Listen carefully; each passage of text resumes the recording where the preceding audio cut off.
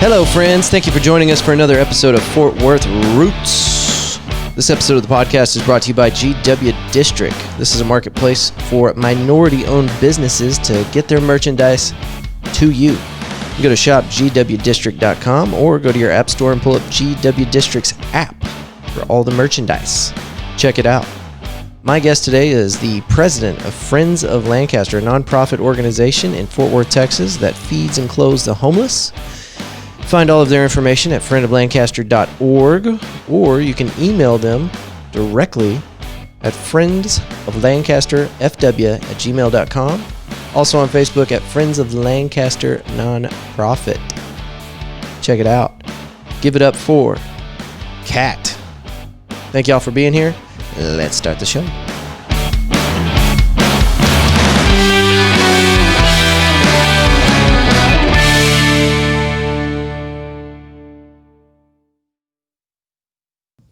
I'll either use that or I won't.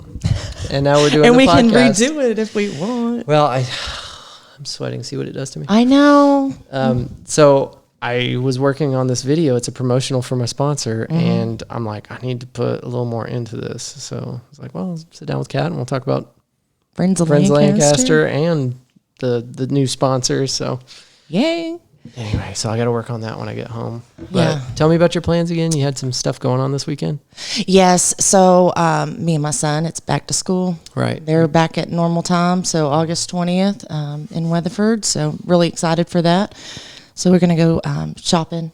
Yeah. I've never been more excited about back to school shopping. He mentioned new than kicks. this year. Yeah. He wants to get new kicks because, he's 15 and that's what kids are into, boys are into these days. Are they calling them kicks? I guess. I don't know. I'm just trying to be cool, I think. I was getting my hair cut before I came here. I had to look good for you. Well, thank you. You're welcome. The lady doing my hair, she said the kids in Weatherford are going to be doing a weird schedule. It's like some are going on Monday, Wednesday, and some are going on Thursday, Friday. I have not heard that yet. Oh. I know that tonight online, they're doing a, I don't know, for all the parents and stuff, they're doing something online live. Right. So maybe just to give us more information. Yeah. So I have not heard that yet. Yeah. But you never know because they might decide the day before, hey, oh, by the way, we're just not even going to go back to school. Let's wait till September. But What's just today? August 9th, August 10th? So you got Yeah. a few days to prepare. Yeah. So hopefully we'll stay on it, but we'll see as they give us more information, especially with school bus, transportation, and we'll see how that works out. Is there a bus that goes from here all the way to Weatherford? No. So my son actually lives because of the school district because I'm here in Fort Worth. We moved him to his dad's when he went into 6th grade because of the school district here in Fort Worth. So it's a lot better in Weatherford, in my opinion. Yeah. So we moved him out there. So he lives out there. So luckily he does not have to drive in the morning all the way to Weatherford from here. How does he get there? Walk? No, he has a bus that comes and picks him up. Oh, okay. Yeah. Buses were fun. That was there's a lot of memories stored up there from childhood of riding those big ugly buses. I was lucky. We lived close to our school, elementary and junior high. So growing up, I had either walked or I had older sisters because I'm the baby and I'm the favorite. They love to hear me say that. But anyways, they always drove me or my parents did. So I didn't ever have to worry about. So you never rode a bus? I did because I was in athletics growing up. So I did when we were going to games. But those were all your friends. Yeah, exactly. We had fun. If you're riding the bus to school, those are not your friends. Yeah. And this is kind of a developmental thing that you have to go through as a child, riding a bus and in they're a all confined ages. space with like weird people that don't like you. That's why you've got the buses kind of chopped up in sections. You got the guys that end up in prison or the military. They sit at the back of the bus. Is that right? Yeah. Oh my gosh, I got to see if my kid sits at the back of the bus. Be like, son, you can't sit back there. The cool kids sit in the middle, I think. Okay. And then the high needs. Sit up front. Yeah. Oh. Well, I guess I was a goody two shoes. I just sat up front all the time. I You thought were? I wanted to hang out with the. You're at the front of the bus? I was because I wanted to hang out with the coach. I guess I'm a brown noser You were a too. teacher's pet? Were you a teacher's pet? Yeah, pretty much. Okay. Yeah. Well, it's all adding up. Yeah. I went to the lower grade levels whenever we lived in Midland, and the way they had the school set, I don't know, this might be regular across the board, but they would take the kids that lived on the north side of town and they would bus them to the south side of town. and then vice versa. And this was like, I guess, to make sure that nobody felt like there was any kind of disparity between the different schools broken up by location. Yeah. So they said, you know what, we'll take people from way over there and we'll put them down there and just mix them all up. That way nobody can complain. Right. So, well, I've heard that they've done that, equal opportunity stuff, But there's ways around it. You just move the kids to where you want them to go to school. And that's kind of what we did. I mean, like Nick's elementary, my son, his elementary was like a 9 out of a 10. His middle school was going to be like a 2 out of a 10. And I don't know. The parents, the school that he was going to go to for junior high, the parents had horror stories. So I was terrified. Just, fights and this and that. So that's why we moved him. And thank God his dad lived in Weatherford, and I graduated out in Mineral Wells. Okay. I was born and raised in Irving for the majority of my life, but finished out high school with my mom in Mineral Wells, good old country town. Tell you what.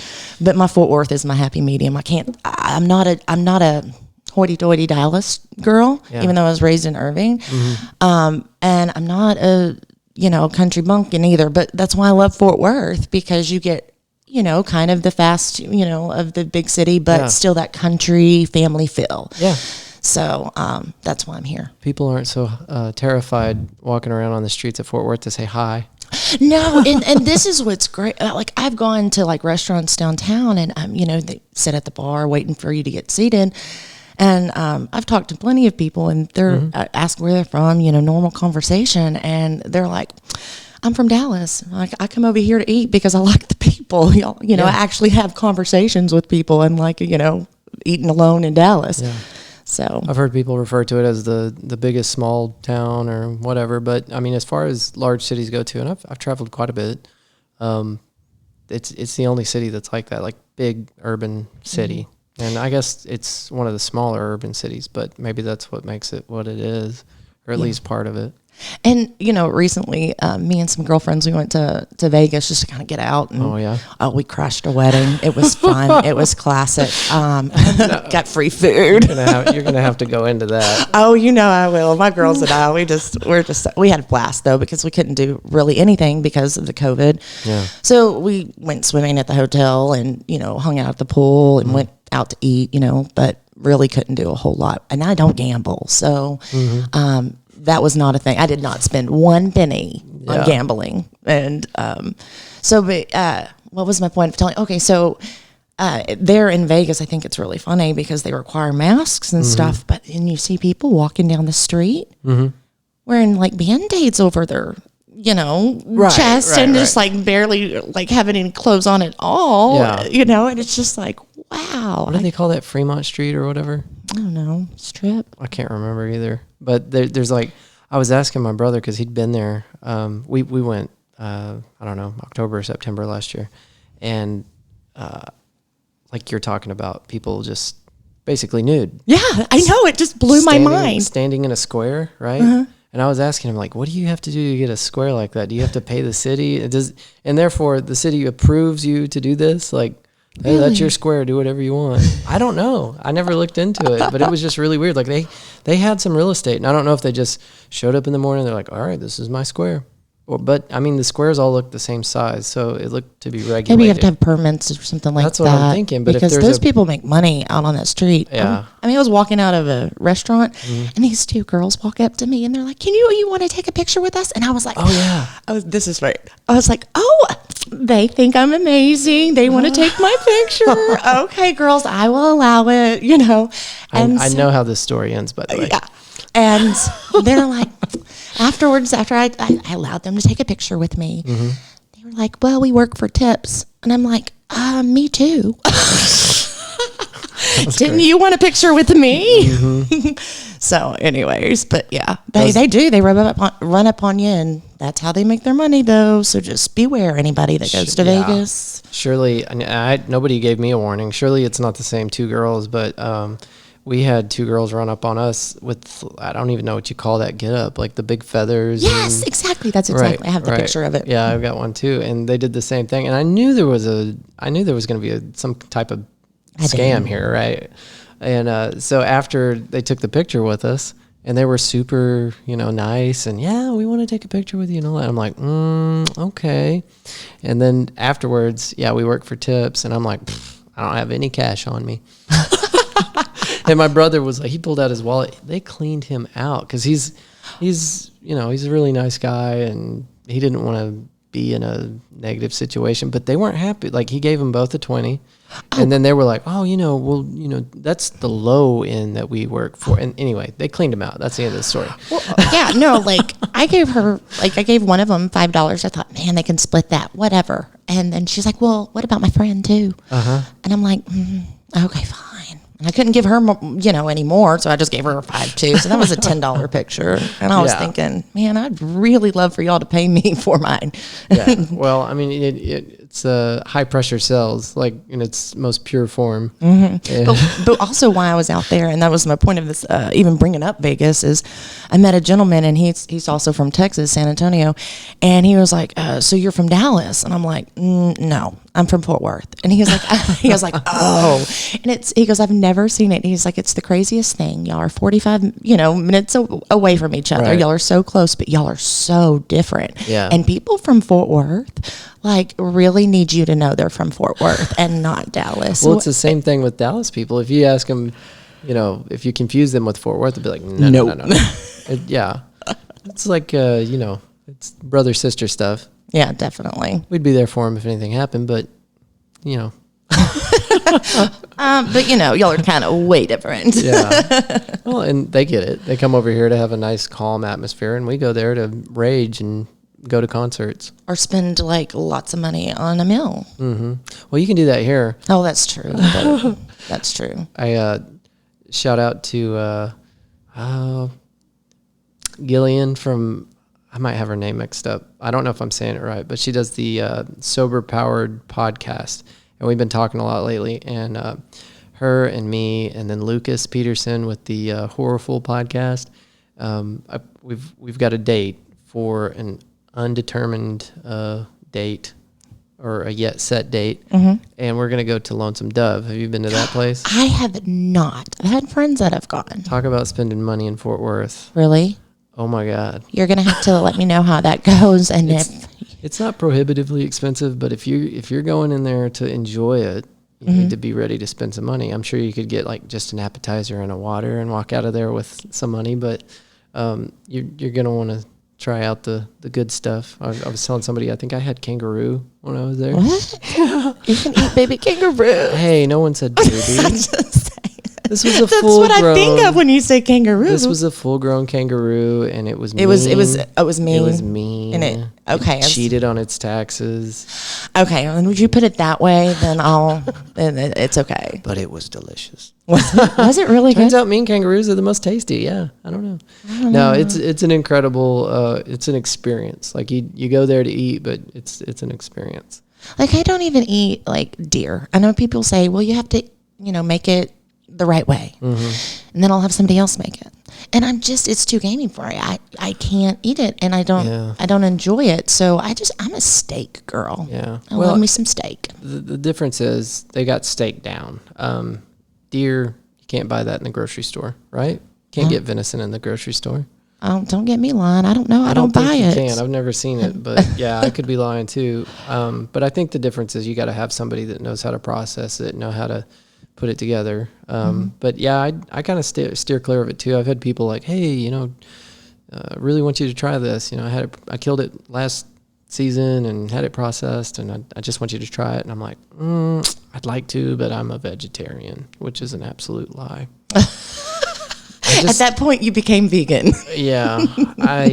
So here's the thing. There's a what do they call this thing? It's not a virus. It's not a bacteria. It's a prion.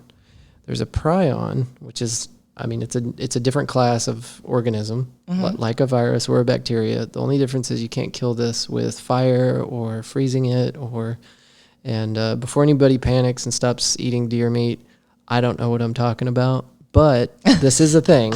And I don't know how big of an issue it is. I don't think that it's such an issue in this region, but there are parts of the country where if you shoot a deer, you need to have it tested for this prion because it can be in that meat and you don't want to eat it. Now, it does not actually affect humans right now, but kind of like coronavirus, it made the leap from animals to humans or whatever.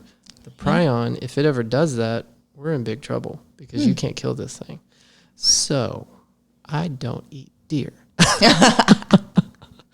Well, I definitely don't now. Yeah, well, don't listen to me. Do your own research, because I mean, you can read up on it, and experts will tell you, exact polar opposite versions of what I just said. Oh yeah, everybody has an opinion, and it's silly of me to be hyper vigilant about this one abstract thing and not pork or beef, because there's tons of stuff in that crap too. I mean, anytime you're eating another animal, you're putting yourself at risk, at some level of risk. So yeah, I guess that's why a lot of people, they rave about organic stuff, and I'm just with their chickens, and I get it, they don't have hormones or whatever in them to, and a lot of preservatives and things like that. Well, I have a friend that worked for one of the large chicken and meat places, and I won't use their name because this is a podcast, but he was telling me, it's funny that they put hormone free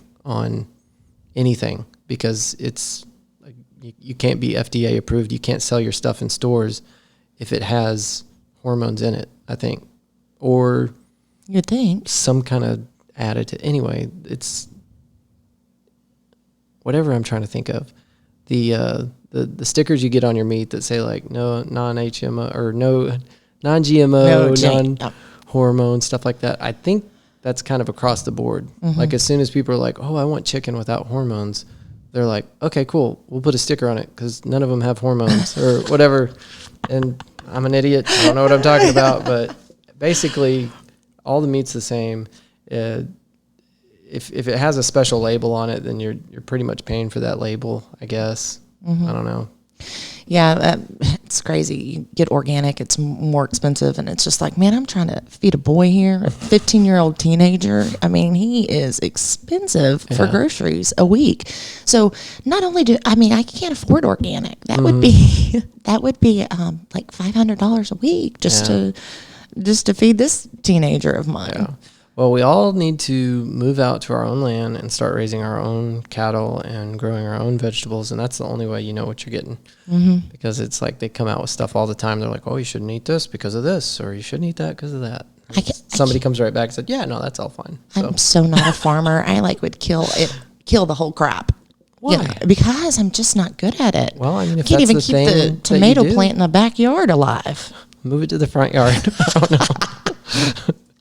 Yeah. So you mentioned mineral wells. We're up there quite a bit with my day job, and that place is it's exploding. And I've been going to mineral wells for their state park for a long time, and I never thought anybody would ever pay attention to the little bitty tiny community, but it's crazy how much and how quickly they're expanding. Well, and the Baker Hotel. I know. I've been trying they're remodeling it and redoing it. I've talked to the people that are. So apparently it's a group of investors. Right. And I tried to get it. I did get a hold of somebody up there, and I asked him to come on the podcast and talk about it because I'm interested it is so to cool. know what's going on in there. Yeah. See, wanting your backstory. So my mom, when she was being raised, my grandfather was a musician. And back when Baker Hotel, and back then everybody would come and for the mineral water because it was healing. And so my mom lived in the Baker Hotel when she was younger. What?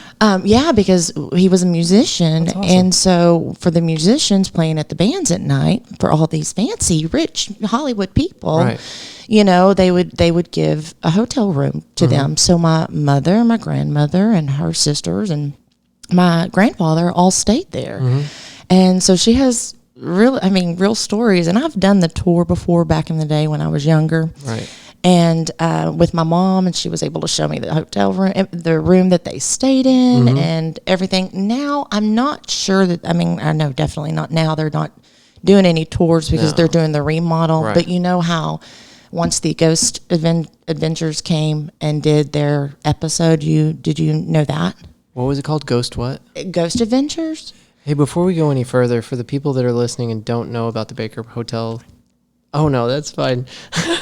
Kat just hit the table, and I told her earlier, I was like, don't touch the table. I'm just sorry. I just touched it. So in Mineral Wells, there's this place called the Baker Hotel, and from I think the 40s or so up until probably the 70s, that place was really hot, and you had like Elvis and anybody that really had a name back then would come to the hotel for the mineral waters and bathe in it because it was supposed to be healing. Right. One of those woo-woo things, right?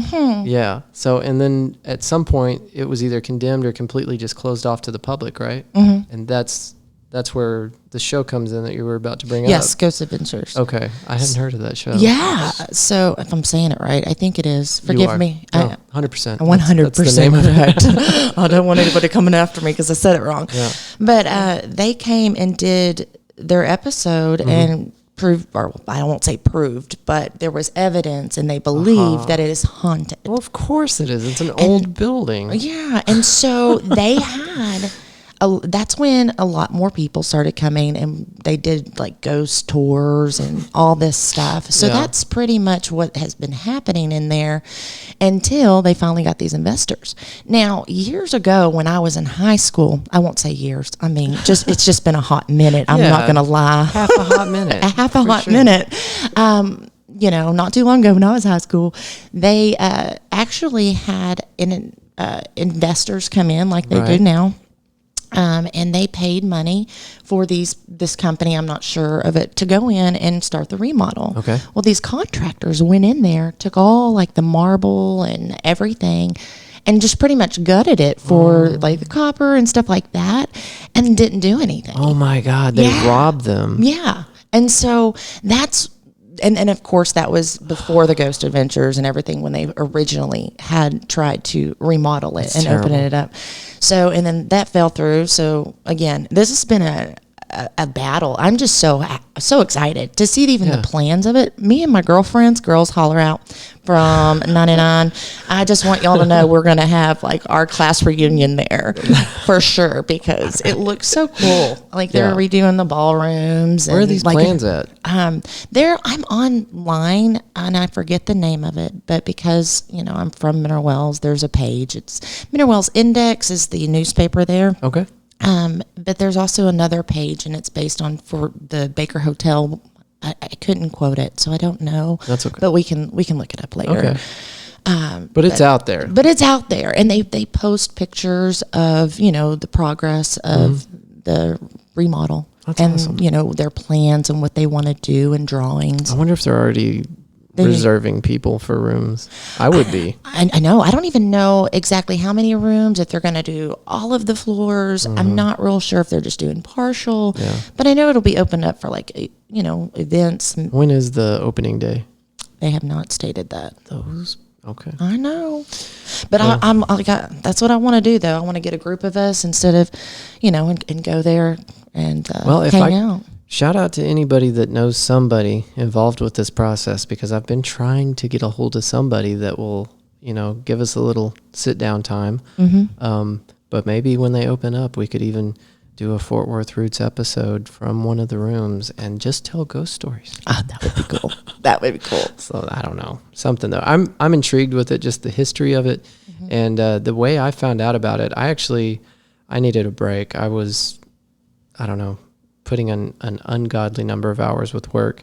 And one weekend I was just like, I don't care. I have to leave. I'm going to get on my Harley and I'm going to ride out to the state park and I'm just going to camp for a couple days. A lot of people know it for state park. Yeah. So I got out there and at some point I needed something from in town. So I left my campsite, got on the Harley, went into town and, I didn't have anywhere to be. So I just kind of drove around Mineral Wells for a minute on the Harley and I'm going down whatever street that is. 180? It's not 180. It's if you take a right after Baker, like 281. Okay, so I turned down that street. Or are you talking about a highway street? Or it probably was 281. Okay. So I take a right and I'm going down that street and I just see people dressed up in like Sunday's best clothes and they're just walking around and I'm like, what is going on? It looked like maybe a concert or something had just let out, but like a Christian-based concert. So they do stuff down there all the time. Yeah. So I noticed that as I'm going up the street and I think I was like, okay, there's nothing left. Mineral Wells is over. So let me turn around. I turned around and there's more people and I'm like, okay, what the hell's going on? I take a left. Like I follow the crowd. I go around the corner. Stalker. I had to know. Right. And they're all just kind of gathering around that hotel. And I mean, there must have been 100 people out there. And I was like, I'm going to go ahead and get out of here because this looks kind of creepy. So I left. And I stopped off at a gas station, and I asked the clerk, I'm like, what is going on down there by that big old building? And they're like, oh, the Baker Hotel? Sure. Oh, they're doing the ghost walk. See? And so I guess once a month or once a week or something, people get together and just walk the streets in their best clothes. Yeah, the history. You know the Crazy Water Hotel is over there, too. I've seen the Crazy Water sign. What's that about? Okay, so there is. It's a thing. It's mineral water. Okay. And they sell it. It's called Crazy Water. Okay. And but there's a Crazy Water Hotel. Oh. That's the original hotel. Okay. And then Baker was built. Oh, and imposters. Yeah. But it's Baker Hotel. It's on the backside. Okay. I mean, well, there's a sign. Street, there's a sign that says Crazy Water, and there's this arrow pointing down that street. So I guess that's probably you can go in there and get you some Crazy Water, mineral water. And is the hotel portion of that still open? Now, this is the thing: is there is one of the investors that I believe she's part of the Baker Hotel investors. She owns.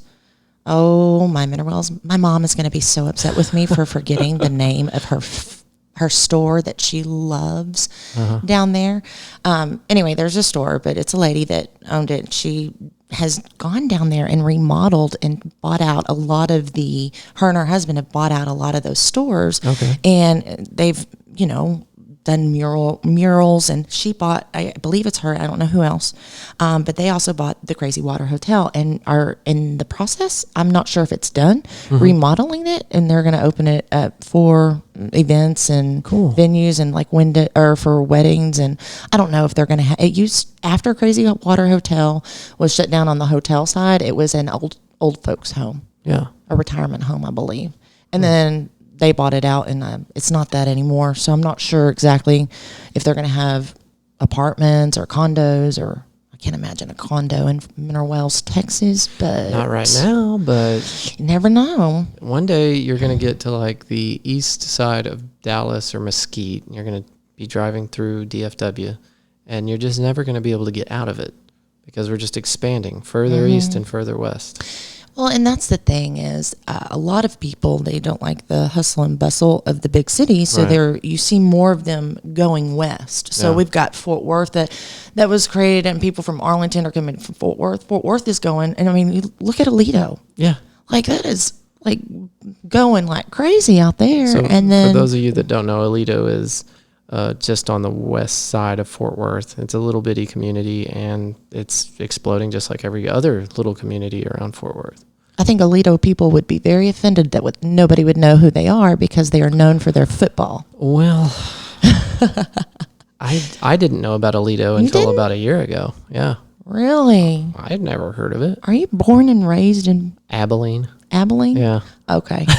That's your problem. No, I'm just kidding. I'm kidding. No. I'm just kidding. Sorry, Abilene. We love you. So tell us about Friends of Lancaster. That's the reason we brought Kat here today, was tell us about this charity. Man, so Friends of Lancaster nonprofit, we go out once a month here in Fort Worth off Lancaster Street and feed the homeless. Okay.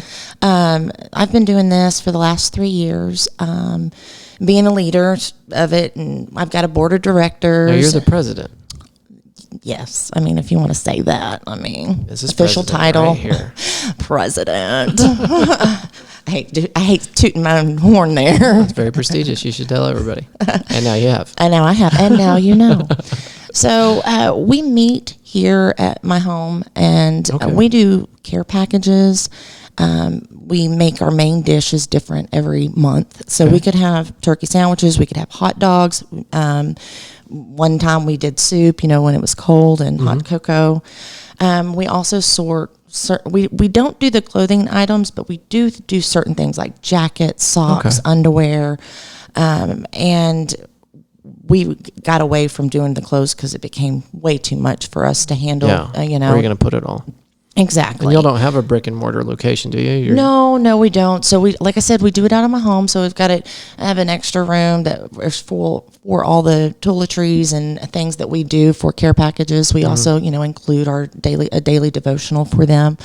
Our mission is to spread the great news of Jesus Christ. I did see that. So that is our main focus. So awesome. Going out there and showing, love like Jesus would, and being able to provide them for some needs. Is amazing. And my volunteers, man, just shout out to y'all. They come and it's 100% donated. Awesome. People bring and donate, travel size stuff for the care package, shampoo, conditioners, washcloths. And they not only provide these items, but they also come and spend their family time here on a Friday. I've even had first daters come. What? First date. Well, hey, if you're looking for an interesting first date. And also, can you imagine, I was the reason that, somebody got married? Love that. The president. Friends of Lancaster story. Up. I know. But I would love that. That is actually hot to me, for a guy to be all into serving the Lord and serving others. Yeah. That's just sexy. So yes, but we're a fun group. I mean, we might have anywhere from 10 of us to 40 of us. Now it's we've cut that down to 15 or less due to the COVID. Right. We come together. We prepare the packages and everything. We meet at 6:30. Typically, we'll do a devotional, and then we'll load up the cars. We have organized them. Just one might have the food, the sandwiches, the next might have the chips, the next might have the shoes, and so on and so forth. Because when we go out there, we want to, I understand everybody's different. Some people are very comfortable talking and praying over people, like myself, and some are shy and reserved and just want to be able just to provide them something. Right. So that's why we put it in different cars and have a caravan that goes down there, so it gives them an opportunity to meet and interact with different folks. Yeah. And so, our next outing is August 28th. Okay, that's coming up pretty quick. Yeah. But we have to, like I said, because of COVID, they didn't allow us to go out for several months. They had the homeless in the convention center down there. And I didn't know that. Yeah, so this is the thing. They had them at the convention center. They wouldn't allow any of us nonprofits to go out there during this time. Well, When We Love is also a nonprofit, but he has a storefront down there. And he was being overwhelmed because everybody that does their nonprofit, people go out there on Fridays and Saturdays nights, and these homeless really rely on, that's how they get their meal for the day sometimes, because you've got Union Gospel down there and you've got a few other locations, but not all of them have the documentation or want to be in those shelters because of bed bugs or whatever the rules. So a lot of the homeless down there that are on the streets sleeping that you see, they rely on just little old body people like me and my nonprofit organization to go out there and give them a meal. So when they told us that we couldn't do that, and police were actually, down there, and they weren't given tickets or anything, but they were making sure that they were not 5 or more or a big group of them. Yeah. And they didn't want us down there because that would create them a group. Because when we stop on the side of under the bridge, Lancaster Bridge, when we stop there, man, they just come out of the woodworks and come and then, are so happy to see us. Yeah. So I get back to it. So they went to the convention center. They had them. That's where they had the meals, everything. When We Love organization, we were giving all of our donations to them because we were not able to go down and provide. So anybody that had donations, we'd give it to them.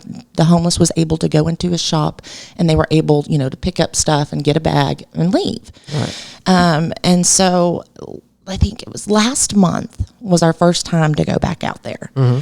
And man, it really gave me just faith in humanity again. Yeah. Because with all this craziness that's going on, you see a lot of division. And when you go down there, they were so happy to see us. Yeah. They were just running up, and they were like, "Can I have a hug? Is that okay if I hug you?"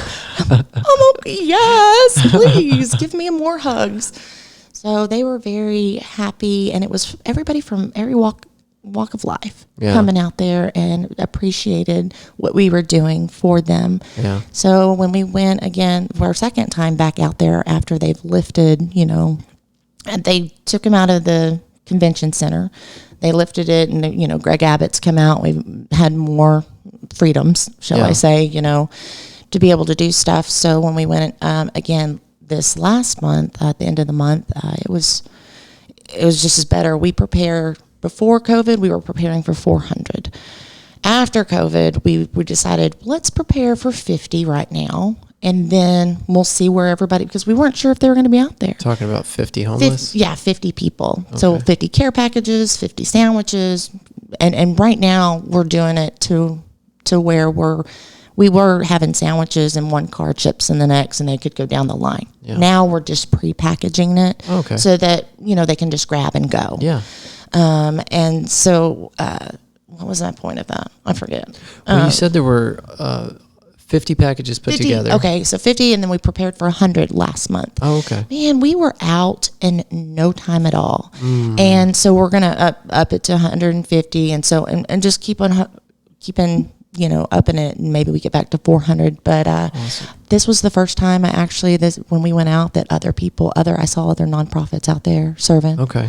And that was good. That was good to see. You mentioned that it kind of restored your faith in humanity. Mm-hmm. So people from all walks of life. Do you mean that everybody's kind of checking their political crap at the door and working together? Yes, that kind of absolutely. Deal? I mean, that's not what we're about. Friends of Lancaster's is to love all as they are. And so when I say that is those homeless, they may or may not know what's going on in the world. Probably don't, right? But they didn't care, and it was. You could be any color or whatever. It didn't matter. They saw that another human being was helping another human being. Right. And their arms opened, and they just wanted a hug from that person. Yeah. They didn't see anything else. No bias at all. Yeah. Just love. Well, they're probably not plugged in like everybody else with social media and the news, kind of corrupting free thought. They, like you said, just A to B. Right. And when I go out there, I don't care if they remember my name. I don't care if they remember Friends of Lancaster. But if they remember Jesus and his name and saw him in us and wanted to have a relationship with him because they wanted some of what we have, then I've done my job. And you're not just talking chips and sandwiches. No, I'm not talking chips and sandwiches. I'm talking love, baby. Love. That's awesome. So where do y'all get most of your support? You said it's just from the people that are actively. My volunteers, yeah. So we are on Facebook. Okay. And that's Friends of Lancaster nonprofit. Right. We have, several people that can also donate through Zelle or. So for the listeners, if they did want to help support passing out meals to the homeless, delivering jackets and socks and underwear, what would they need to do if they wanted to help out Friends of Lancaster? They can go to our page, like it. We do post when we go out. Like I said, our next one it's always on a Friday. It's either the third or fourth Friday of the month. I've got to get the rest of my board back together because we've got to do future dates. We only had done to the end of the summer because we weren't sure if we were going to get shut down again. Sure. So, but when I get those dates, we always put them on the Friends of Lancaster Facebook page, so people can find the information there, and they can also. I put up, okay, this event, I need you to RSVP because I'm limiting only 15 right now because I don't want everybody to be on top of each other and just trying to, be safe and make people feel safer, I guess, because everybody has an opinion, and and I want everybody to feel comfortable when they come. So if somebody doesn't have maybe time to come out and actually put boots on ground support, is there a way they could financially or just drop off food or drop off clothing? Yeah, you can drop off anytime before 7:30 p.m. at it's 2433 Ensenada Lane. Okay. That's Fort Worth, Texas. You just put your address out on the entire internet. It's already out there on the web page, and it's already, that's where we conduct our business. Yeah. I'm just a just a single mom. You just wanting to spread the Lord's, word and give to others. Because I have I've never been happier. Well, we'll help you out any way we serving. can. So surely putting this out will, I certainly didn't know about Friends of Lancaster until Tony told me. So shout out to Tony. Thank you, buddy. Tony. Yeah. I'm glad he put us together so we could get the word out for sure. But if people wanted to donate financially, they can, it's Friends of Lancaster fw@gmail.com. They can Zelle that email address. Okay. What's the other one called? Damn, if you hadn't asked me. I know. Because I've used it. Pen Pal. Or not Pen Pal, PayPal. PayPal. Oh, goodness, that's one. PayPal. They can do that. There's another one too that I use all the time, and I cannot remember the name of it. Through Zelle, I don't get fined though. Or I don't get a charge. Yeah. You know how you get like that? Oh yeah. Through PayPal, you get 20 cents, and they charge you, and they charge the person. I'm surprised Zelle doesn't have a fee. I don't know, because it's attached straight to our bank account. Yeah. So I don't know why but that's why I like Zelle better. I am racking my brain right now trying to think of the app that I use to transfer money whenever somebody pays for dinner or Cash something. App? No, it's not Cash App. Let me see if I can find it. This is so irrelevant, but I really feel like I need to look at it. Oh, my phone's having a fit. I'm technically challenged, and so I try to keep it simple for. Venmo. That's what it is. Yeah, I'm not on Venmo. Yeah, there's too many of these damn things. I know, I agree. But I'm always griping about how the media and everybody else tries to just give us two options. So I guess I shouldn't complain about all the other options. I just don't want to be confused. I mean, it all confuses me anyway. So I just try to keep it simple and just be like, okay, here's your two options. Mm-hmm. Don't try to give them too many. Because then that means, because I also do the books for Friends of Lancaster. Oh, so it means I have to go out to all these accounts and reconcile How them. big of a pain in the butt is it to put together a charity like that? I mean, with all the hoops you got to jump through with the IRS or the federal government. Actually, surprisingly, I had no clue because I'm actually a fixed asset accountant. Okay, so I've been working in the corporate world for 17 years. So this is nothing. Well, no. This is the thing: corporate accounting and nonprofit accounting, two different things. Yeah, I'm sure. No, way different. Yeah. So I had to do a lot of research. So I just went out there, started looking because I knew that I loved this and I enjoyed it, but I didn't want to be I didn't want to be held liable if something were to happen. Right. So just went out there and educated myself. Went and got our name to the Secretary of State, and then I had to file. EIN, and then I made us a corporation, so I wasn't held liable. Is it called a 501 something or other? 501c3. Okay. So then after you get all that, then you go and you submit your documentation for them to become 501c3. Right. So you don't have to, for the taxes. I still have to file taxes every year. I mean, there's nothing that we have to pay in, but you still have to go through the process. Yeah, for sure. And they want to know. They want to count every penny, right? Right. Make sure you used your money right. Right. And there's rules for nonprofits. I mean, we can't pay our board. It's not like a corporate. They can pay board. What's going on? It's okay. But our YouTube people, they're now looking at a picture of Fort Worth Roots logo. Oh. Yeah. But that's cool. So we've had such a good conversation that the camera was like, that's enough. That's enough. I'm taking a break. I wore the camera out. So they can still hear us on YouTube. Oh, well, my friends, that's funny because they're like, Kat is a lot of extra. So maybe I'm too extra for the camera. Maybe. I need to get one of those extra proof GoPros. Well, if you need to plug it in and charge it. It's okay. They're used to it. This is the fourth camera malfunction. Honestly, I just need to get a better camera. But this has come up in a few of the episodes before too. I had my camera bag stolen out of my truck about a month, 2-3 months before I started all this. Mm-hmm. No, it was definitely longer. It was like 6 months before. But I had all my camera gear in there. And I, like an idiot, parked my truck down the street from, it's either called The Trees or Trees. Mm-hmm. It's a venue over there in Deep Ellum. And I just didn't think anything about it.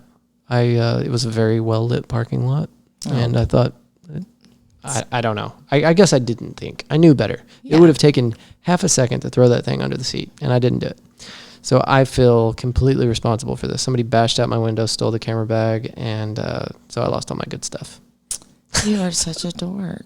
Why? That is the meanest thing anybody has ever said, Kat. Oh, I'm sure it's not. Are you married? No. Okay, I was about to say, maybe your wife said that to you. No, I've heard a lot meaner. Okay, I'm over it. But anyway, so the moral of the story is either don't be a dummy, put your expensive stuff under the seat, or just take an Uber. Wow. Well, I thought that was just like common knowledge. It is. It really is. And I don't know. I don't know what happened. I'm going to pray for you. I had a complete brain fart that night. But especially in Dallas. Yeah. You know better? Deep Ellum. Deep Ellum. Yeah. Come on, you know better. Friends of Lancaster ever make it to Deep Ellum? Huh. Seems like you might. Well, okay, so Friends of Lancaster, some of these people, that they don't know this, but we went out there one time, and normally we were used to serving 150, preparing for 150 people, okay? Yeah. This is why we went to 400. So we're out there, and all of a sudden, we're like, oh my goodness. This is on Lancaster? On Lancaster. There are so many homeless out here. What in the heck happened? Virgil got free sandwiches. Yeah. So they, one of the police officers, Fort Worth PD, shout out to, because they actually, one of the officers that runs that beat would always stop and like walk the line and protect us, kind of just watching our six. Did he get a sandwich? I offered a sandwich. He was like, no, don't give that to them. And I'd have taken one. But he told us, he's like, yeah, they're out here because Dallas have been so overwhelmed. They are buying one-way bus tickets and dropping them off in Fort Worth. Dallas was. Dallas, to this day, that's what cities do. They will buy a bus ticket and they will ship them somewhere else. Yeah, and that's why Dallas was getting so overwhelmed. Yeah. So the year that we had the Super Bowl here, what year was that? Do you remember? It was a while back. I know when it had the snowstorm. When it? I think you're right. Yeah, it was when they had the snowstorm, and they were all highways were shut down that day, and it was like the Super Bowl. Well, apparently we ran the same maneuver and packed a bunch of them up on buses and shipped them to, I think, California. Now, I don't know. You can Google it. I'm probably making this up. As I stated before, I do that. Mm-hmm. But I have been told that we've done this a time or two to kind of empty our streets out. Well, that's what Basses have done too when they were starting downtown Fort Worth. Allegedly. I'm sorry. Allegedly. I don't mean to call anybody out or those people definitely have attorneys. But they have. Oh yeah, we don't want to. Oh, sorry. Take it back. Can we edit that?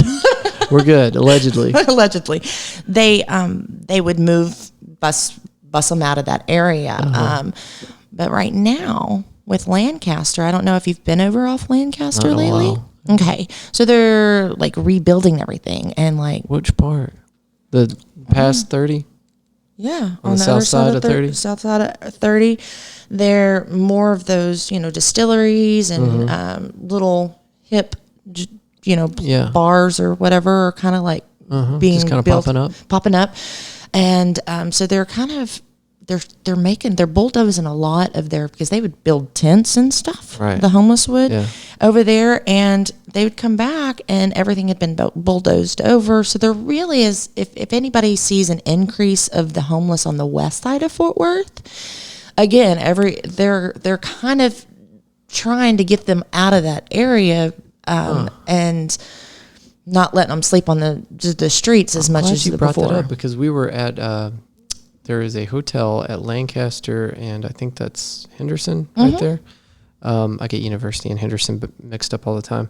Anyway, they were nice enough to let us use the conference room, and so we recorded 2 episodes there.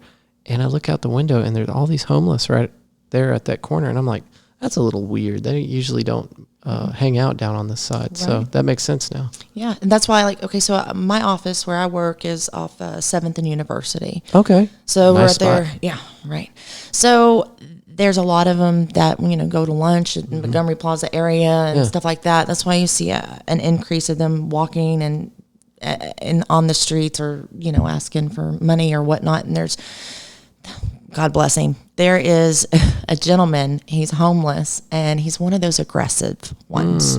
And I'm good for, giving out and handing somebody money or buying a meal or that. But he's the aggressor that will go on your car and like bang on the door or bang on the window and be like, when you could be on the phone. So he's at the Chipotle right there. Man, that's not good. And I think I've seen every this guy. day at lunch, go in, and he's always, but I almost don't want to go in anymore because he's so aggressive. It scares me sometimes. Yeah. So like anytime I go to lunch over there, I'm like, I go with my friends or somebody else, a coworker or something, because I don't like to enter by myself or walk out. And he's probably just innocent enough, but it's enough to make you it's uncomfortable. enough to make you uncomfortable. Sure. And I mean, one of the officers, a lot of the officers go over there to eat as well. And one of the officers had we were walking out, and it even warned him. He was like, "You've got to stop being so aggressive." He's like, was upset about it. Yeah. But That's how people get hurt. Unfortunately, if he doesn't knock that off, he's going to do that to the wrong person. Right. That's how that eventually plays out. Right. So. Yeah, that's weird that displacement's taking place, but it's I guess why it's you see inevitable. West Fort Worth over here, off Camp Bowie too. There's, and I hear that I haven't found it, but the officer that I go to church with, he also is a Fort Worth PD. He works this area, and he's told me, over here off Chapel Creek in certain areas, they go in there and you can just have tents and camps of them everywhere. Yeah. And but I don't know where those areas are. But I know the White Settlement School District was keeping an eye on a certain area that popped up right by North Elementary. There's this big vacant field, and there were tents popping up in there. And I guess they'd put out kind of a warning to the staff. And then by the time I got over there and looked at it, it was completely packed up and gone. So, but yeah, that's weird that's happening. And I get it. They just want to clean things up, or I get it why they're doing it, but it's also sad. And because a lot of the homeless, they don't have anywhere to go. There's one gentleman, I won't say his name, but I love him to death. He's blind, and I've met him while we were out there. And how do you get this poor individual that's blind? And how can you tell him to not sleep on the street? He doesn't even, he can't see that's to go crazy. anywhere. That is crazy. So that was. Now, we're going to go off on a tangent now. Are we? How do you take care of somebody like that? Because I mean, somebody that's that disabled living on the streets, it seems like the state or the county or somebody, there would be an organization be like, all right, we're going to have to take care of you. Pick them up off the street, take them to somewhere that can help somebody like that. Yeah. Or do we just pretend like it's not going on and leave them there? And maybe it's because they're so overwhelmed with other people, or maybe he doesn't want to go. I'm not sure. Now, that's the way I've always looked at it, is if they're on the street, they don't want to, or that's where they want to be, because there are places that accommodate people that are living on the street. But then, like you said, some people don't want to put up with the deals or the rules and the regulations that come along with housing for the homeless. Like, if you're going to come here, you got to take a drug test, or you can come here and stay the night, but you cannot be drunk. You can't bring alcohol with you. So That's they would correct. rather sleep on the street and drink. And but for somebody that's blind, I mean, the guy doesn't have a lot of options probably. So, And that's just one. I mean, there's others that are out there that can't walk or in wheelchairs, and there's a hospital over there. It's off JPS. No, not JPS. It just popped up, and I forget the name of it, but it's right over there across from Union Gospel, because they added on to Union Gospel. Okay. So this is what they told us. Is that on Lancaster? That's on Lancaster. Okay. So this is what they told us when they started telling people to get off Lancaster Street, the homeless, that they had built another shelter or extended, Union Gospel, and there was more rooms available and so on and so forth. So they were telling people or the homeless that they had to either be in the shelter or they had to, get off that area or street area. So they were going into, the wooded areas or neighborhoods over there, sleeping in an alley. Because they're going to go somewhere, right? They have to go somewhere. Yeah. And so there for a long time, we were for, I want to say, 5 months when we were going, we'd have food and prepare to give it. We couldn't find them because they had all gone in, different wooded areas. But now I think after the COVID, they're all back in that area because they've got nowhere else to go. And plus, a lot of them, like I said before, they were forced to go and told to go into the convention center. Right. And so, anyways. Man, that's wild. No, I guess my understanding of it is the leading cause of that situation, people being on the streets or whatever, is mental illness.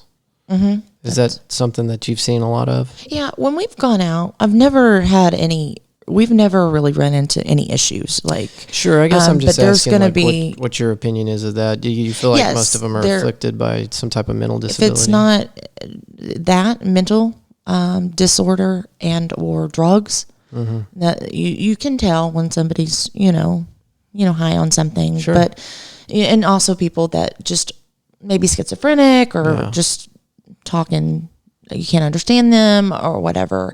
So yeah, I think, but here in Fort Worth, I haven't noticed, our homeless are, I don't want to say, they're not crazy. Like if you go to San Francisco or a major city that has really high homeless, rates, you're going to get more of the very dangerous, hyper-aggressive type, and when I say dangerous, I mean like they're really mentally ill. There's a lot of people that are schizophrenic or whatnot that are there than I have seen in the Fort Worth homeless community. I guess it would take an expert that really understands that situation, because for me, whenever I think about that, I'm like, how do you fix that? How do you get them off the street? I do know that if they don't want to be off the street, there is no way aside of detaining them and then hauling them off to get them off the street. They have to want help. And some people literally do not want help. Mm-hmm. So definitely. Or they are there. Some of them are passing through. That's what they do. Right. They're travelers. Sure. They backpack from city to city. Yeah. And living the dream. Yeah. Living the dream. Man, I wish I could do that. I had a friend that actually went to Australia and backpacked. Him and his wife went and did that, and thought it was the coolest year of their life. They said before they wanted to settle down and have kids, they were like, "Let's do this," and they did. Just like with no money. Well, I guess they saved up for it, and I worked with him. That sounds like fun. Living under a bridge doesn't sound cool. No, he was an engineer at my company, and one day he came in and he's like, yeah, me and my wife are going to Australia. We're going to backpack it. Yeah. What? That's probably the worst place I can think of outside of like a war zone to backpack through because of the animals and the insects. Uh-huh. Well, that's where all the dangerous stuff is. All the bad insects, all the crazy animals. That's their place. And they can't even have guns to shoot them. That's right. They have like really strict gun laws there too. Yeah. It's wild. But no, they would get a job when money started running out. They would get a job bartending, and that's how they do it. I need to see a picture of these people. I'm trying to imagine like backpackers from America. They were way younger than me. I mean, they were like, they were in their 20s. So, sure. So, but yeah, he came back about a year ago, came back to work for us. And I said, how did it go? And he was like, we had the best time of our life, Wild. That does sound cool, but I just, I guess I try to identify the problems before they happen, and I see a lot of holes in that situation. I would not be comfortable with it either. And they shared, like, there it is so, that's what people do, backpack and stuff. So they have, I forget what they call them. Oh, help me out. Anyway, they have rooms, and they have several bunks in these rooms, and they rent them out to people. Yeah. So you and your wife are sleeping in a bunked room with other people. Strangers, yeah. Strangers that are doing the same thing. Probably only group showers, or maybe not group showers, but like common area showers. Not, you don't have your own shower. What is it called? Is it a hostel? Slums? No, it's not slums. That was bad. Is it a hostel? Hostel. There you go. Okay. Yeah, I'm just glad I knew a word that you didn't. Oh, thanks for helping this sister out. I appreciate it. I'm pretty impressed with myself right now, actually. Yeah, I think I could do that. I mean, I've had to stay in situations like that before, so I could probably do it. Mm-hmm. But I don't think I could. Not with my wife. That would be weird. Mm-hmm. Yeah. I couldn't do it even just with myself. I wouldn't be able to sleep. Probably. And I'm one of, like you said, you see the holes and everything, look at the bad, or you could already predict the bad things that could possibly happen. Mm-hmm. And that's me. But I'm also a very structured person. I like to have plans put out, things of that nature. So that would just seem very chaotic to me, not knowing where I was going to sleep the next day. We're probably just too old for it. Maybe if we were 18, we'd be like, let's do it. I don't care. Roll the dice. And I was like 21, totally. Yeah, because I worked during 9/11, I lived in New York for... Oh, wow, really? I worked for American Airlines as a flight attendant. You were in New York in 9/11? Yes. I had just left... God. You want to hear the story? Hell yeah. Oh, okay. Well, we had just left LaGuardia Airport like 30 minutes prior to... and I was actually headed here to DFW, and I was going to meet my mom and hang out with her for a little bit and then go back. What time is this? This is in the morning, right before the first plane hit the first tower. Okay. So as we're going and everything, my roommate was actually our number one. So when you're a flight attendant, you have a number one that does first class, and you have a number two, which is the head of main cabin. I was the number two. Well, she pulled me up there and she said, hey, the pilot has just asked me to take out all of his food. There's an issue with an engine. Huh. And so she was just telling me about it. Well, I was concerned about that. And I'm like, oh, hopefully just praying to Jesus that it's going to be all right. Well, then she calls me back up. And of course, at this point, I'm thinking, okay, we're going down.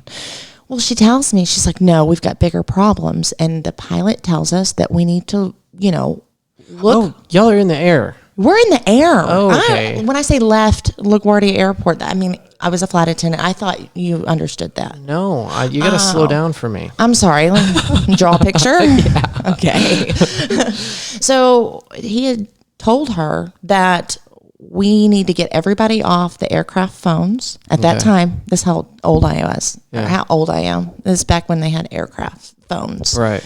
And so we had to get everybody off the aircraft phones, and that that our aircraft had been hijacked and in the World Trade Center.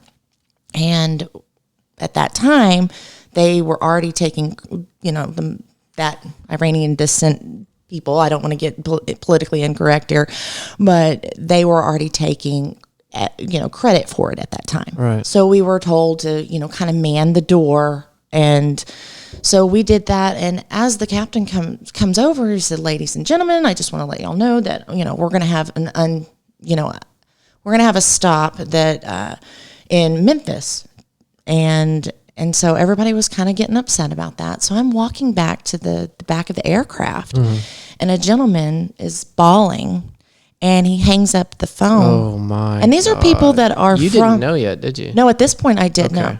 At this point, I didn't know. So he's bawling, and he hangs up the phone. And these are people that are from New York. And then when it's a morning flight, these are people that are business people. Right. During the week. It's probably the family back there. And I put my hand on his shoulder, and I said, and he said, I work in the World Trade Center, and all of my friends are there. I just couldn't help but just to sit and pray over him, because he was just sobbing.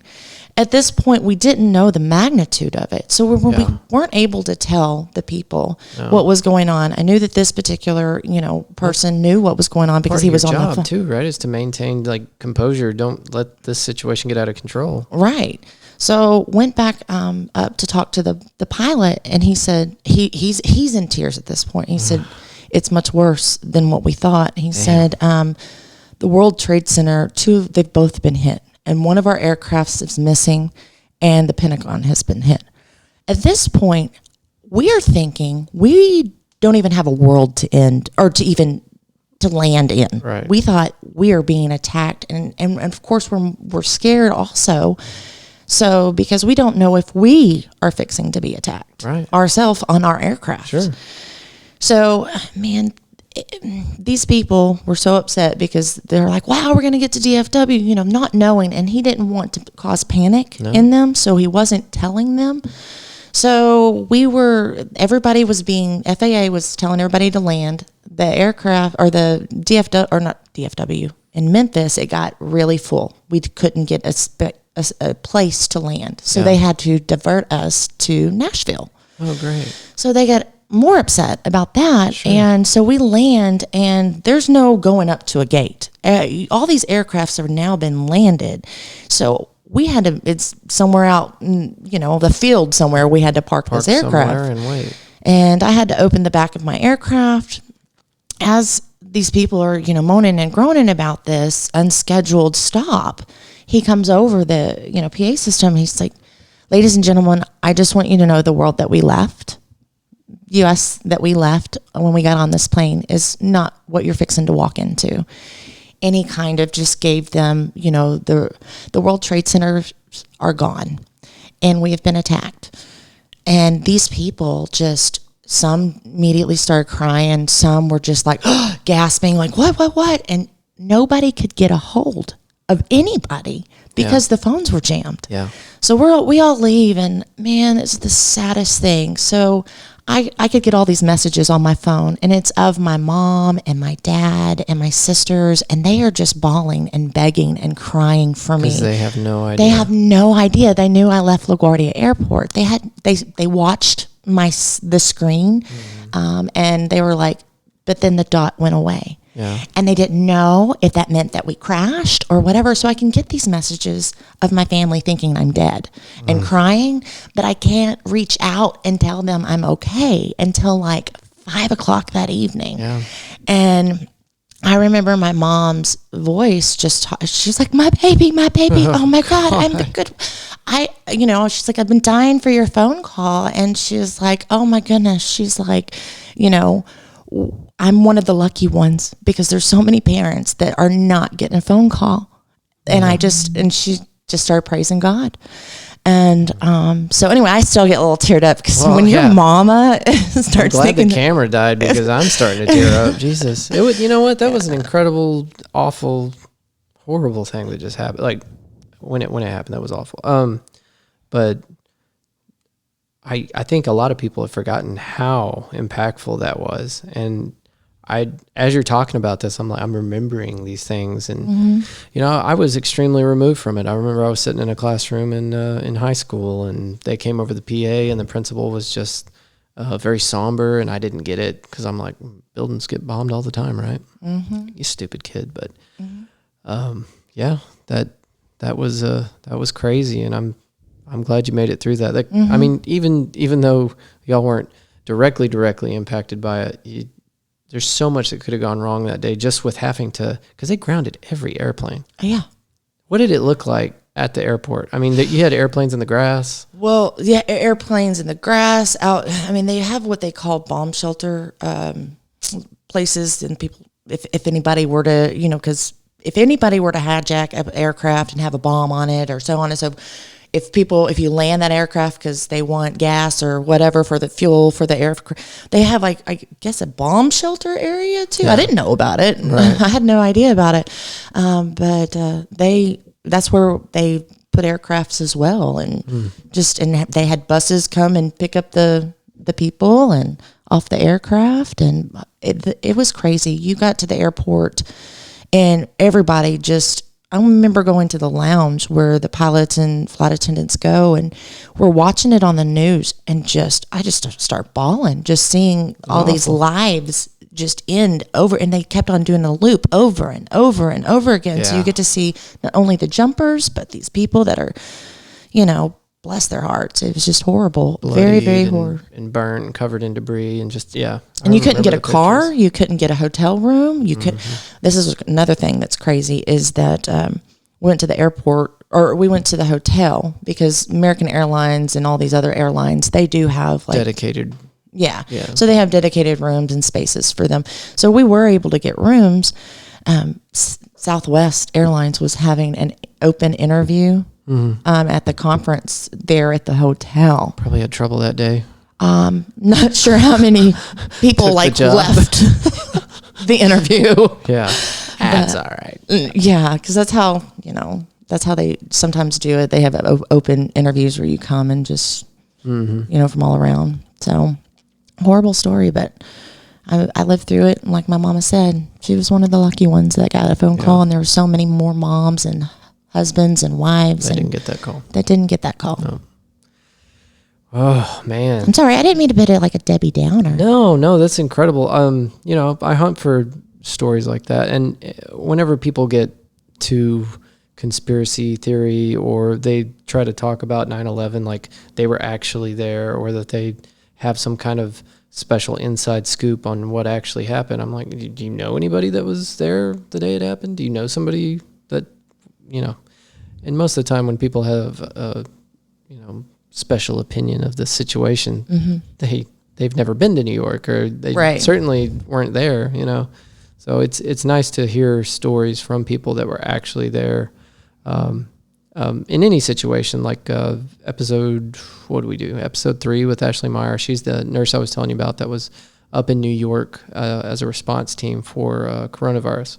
And it's not that New York is the special place, but that's another thing that happened. The coronavirus hit New York really hard, and she was there. She actually saw what was going on. And at the time when I sat down to have that interview with her, I was kind of on the fence about whether or not coronavirus was even real, because there was so much mixed up crap in the media.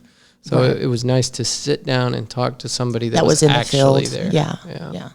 And thank you for sharing your story. Yeah. So I lived in East Rockaway out in New York, and actually the day before East Rockaway. Okay.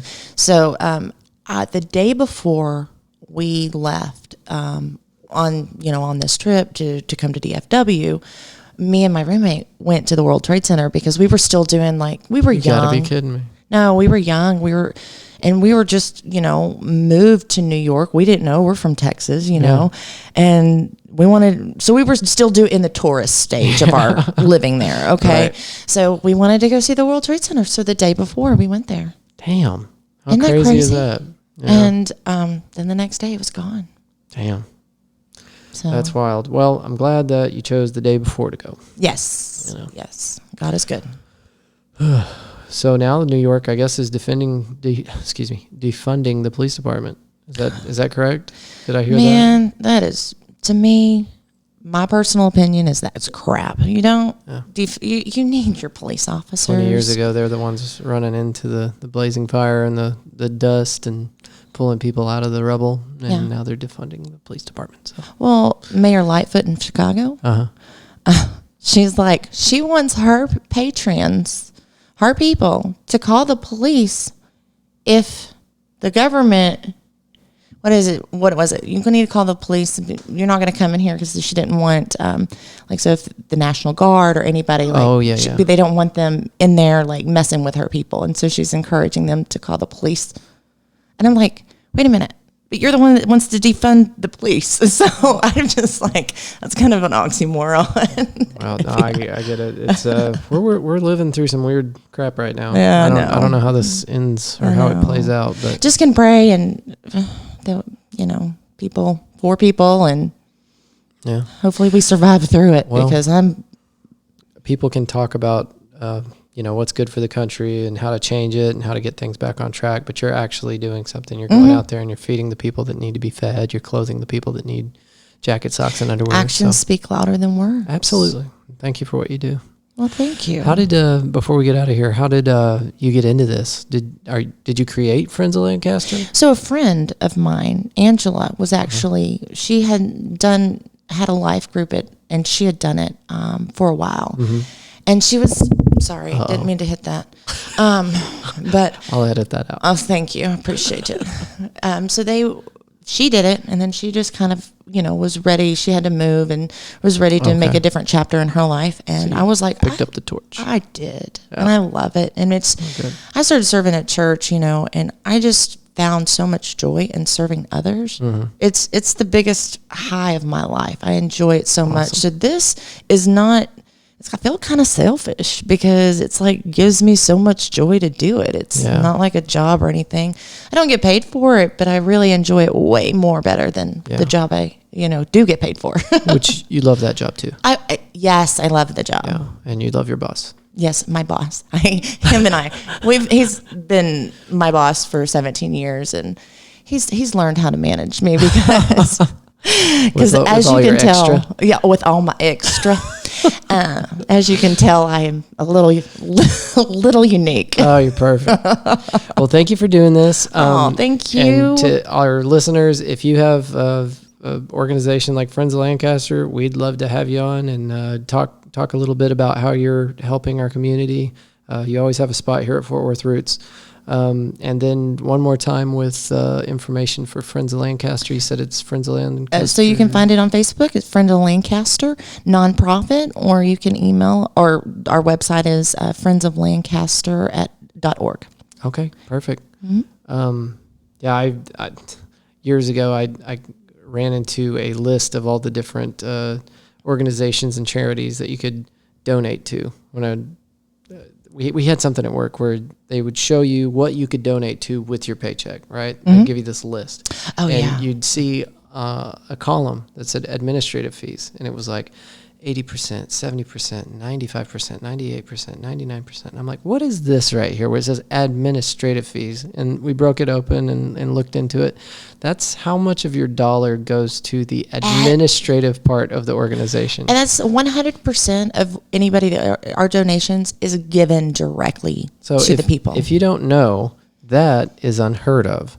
Almost Look at the administrative fees for the Red Cross. United Way. Yeah. Too. And I'm not going to tell you what that percentage is, but just look into it. Yeah, it really is. Yeah. It's insane. That's why I give to the nonprofits that go directly to. Exactly. Yeah, because that's awesome that other nonprofits are able to. I mean, it's unbelievable that other nonprofits are able to take so much of the dollar and not really give it to the cause. That's great. So thank you for doing that. Oh, well, thank you. And thank y'all for listening. And Kat, we'll see you next time you come on the show. I hope I get to come back. This has been so much fun. Got to be nice next time. I'll try. Okay, Fort Worth Roots listeners, thank y'all very much. We'll see you next time. Bye. Bye.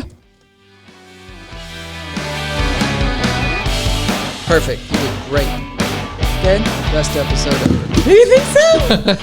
I bet you tell everybody that. No, I don't. I really don't.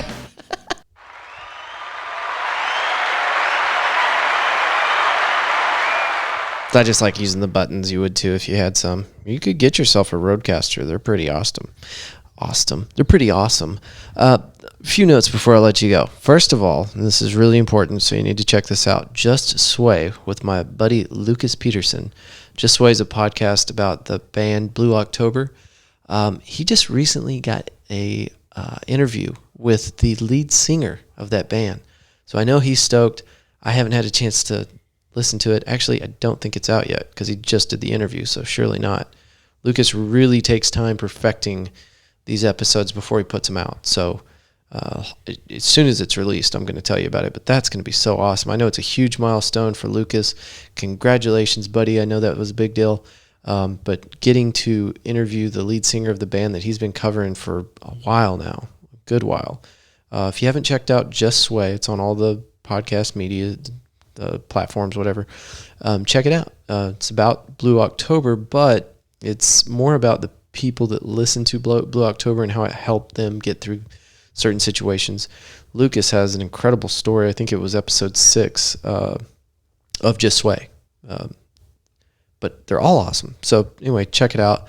If you like podcasts, which you do because you're listening to one right now, you're really going to like his podcast. Lucas is a great guy, and the content is great, but the level of care and attention that he puts into each episode, it's incredible. Anybody that has ever put a podcast together can listen to what Lucas does, and they'll be impressed. But like I said, the content is excellent, and he has some incredible guests on with some really powerful stories that I appreciated.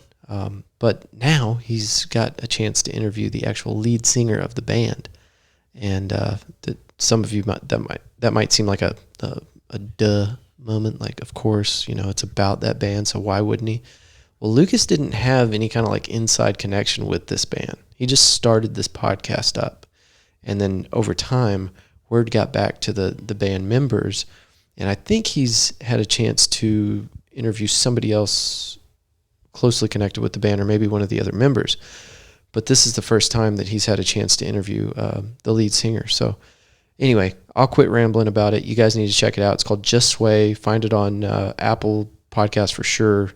Spotify, probably all the other ones too.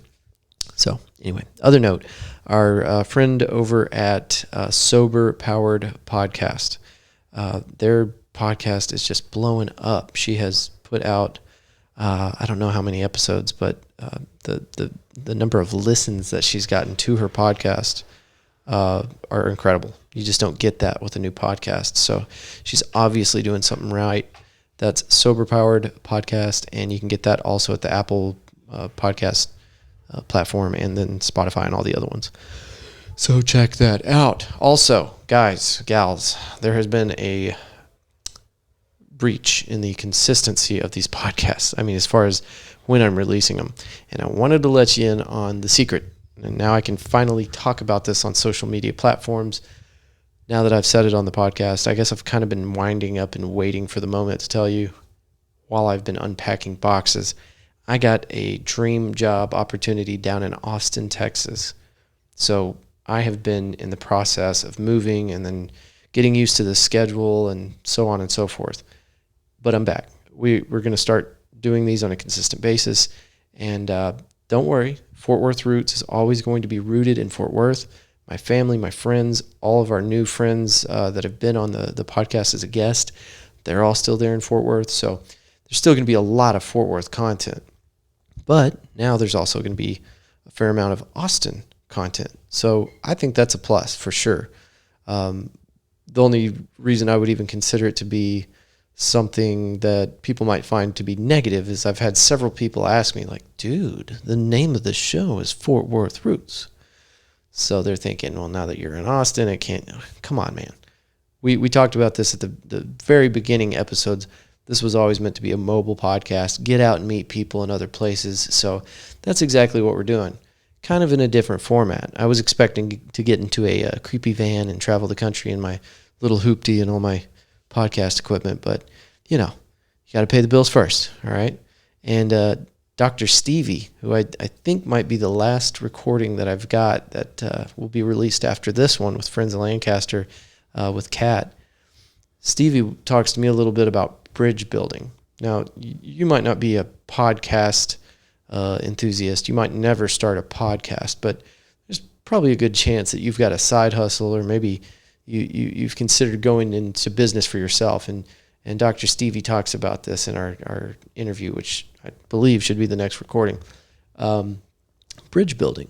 You've got to be able to put something together in order to make sure that your side hustle or your entrepreneur endeavors are successful. Now, I've been a business owner in the past, and I'll tell you right now, the worst thing that you can do is not have a plan, which has kind of been a theme for me for a long time. I think I've got a plan. And then once I execute, I'd realize, holy shit, no, I didn't really plan for anything. But what you don't know, you just don't know. So anyway, I would encourage you that if you have something and you're trying to break into the entrepreneur lifestyle, that you focus on a little bit of bridge building, a little bit of planning, which is something that I've always kind of come up short on. So I am going to focus on that. I'm going to take Dr. Stevie's advice, and I'm going to start doing a little bridge building of my own, so that in the future I've got the flexibility and the financial resources to tackle the next project, which it would always probably still be getting in a scary van and traveling the country. And I don't know why I keep saying scary van. I think that's probably where it's going to head off. I'd like a nice fifth wheel camper, like an open range with all the big slide outs and self-leveling jacks. But realistically, it's probably going to be me in an old utility van, something that doesn't pass EPA regulations anymore, and It's got a rusted out undercarriage. It's going to be bad. But that's probably what happens. What the hell am I talking about? Why are you still listening to me? Anyway, that's the big moment for me. I just wanted to let you guys know that I'm down on the west side of Austin. It is beautiful down here. I love it. It's not home. It'll never be Fort Worth, but it is beautiful here, and I absolutely love it. And there's a lot of really cool stuff down here. It's got a very thick artist vibe going on, and I'm digging it. I think we're going to have a lot of fun down here, and you're coming along for the ride, right? Yeah? Cool. Make sure you follow the podcast. So whenever I do update, when I put something out, you've got it there to listen to. Hold on just a second. Okay. I'm all better now. Had like a pot of coffee this morning. What else is there to talk about? I feel like I haven't talked to you guys in so long. That really is it, and I should shut up. But you know what happens? As soon as I turn this recording off, I think of something that I should have said, something that I should have told you. Don't forget to check out Kat, Friend of Lancaster, at friendsoflancaster.org. Check that out. Make sure you support that. What an incredible episode. I want to have more episodes like this where we dig into our guests' personal life and pull out all their old stories. Those are the important, fun ones. It's cool stuff. Hi, phone. I swear to God, I put that on silent. What are you doing over there? Trying to sabotage the whole thing? Good job. Thank you guys for listening. Thanks for not disappearing. The analytics are crazy. Awesome. Looking at the past month, and I haven't put out hardly any material, and we still have people listening to the podcast. That's powerful stuff. I appreciate it. And like I said, every time you listen to the podcast in whatever part of the world you're in, it pops up on this map, this interactive map. And I want to find a way to put that up whenever I'm interviewing people, like a TV in the background, like maybe wall mounted or something, and like have the map zoomed in so you can see. There's like people in Australia and India, Russia, all over the place. It's just wildly cool. And then, of course, Fort Worth is just all lit up with all the little towns around Fort Worth. So it's cool. It's more awesome. Hey, here's something we could talk about. The election's coming up, right? That's going to be so screwed up. I've decided that I went and bought some extra peanut butter today. By the way, if you're trying to figure out what you should get to make sure that you've got the caloric value in a cheap container that won't go bad, peanut butter. It's peanut butter. So I bought an extra thing of peanut butter because election's coming up. It doesn't matter who wins. There's going to be riots. Sleepy Joe wins, riots. Orange-faced Trump guy, he wins, more riots. Lots of riots. So many riots. They should have never gotten rid of Tulsi Gabbard. That's all I'm saying. Anyway, I love you guys. Thank you so much for continuing to listen to the show. And I will see you hopefully next week. I'm not going to commit. I'm just not. But I promise you, as soon as I can get the next one out, it will be out. And that should be next Monday. See, there I go, making promises. Where's my button? I like my buttons. Thank y'all for listening. I'll see you soon. Have a great week. I love you. Bye.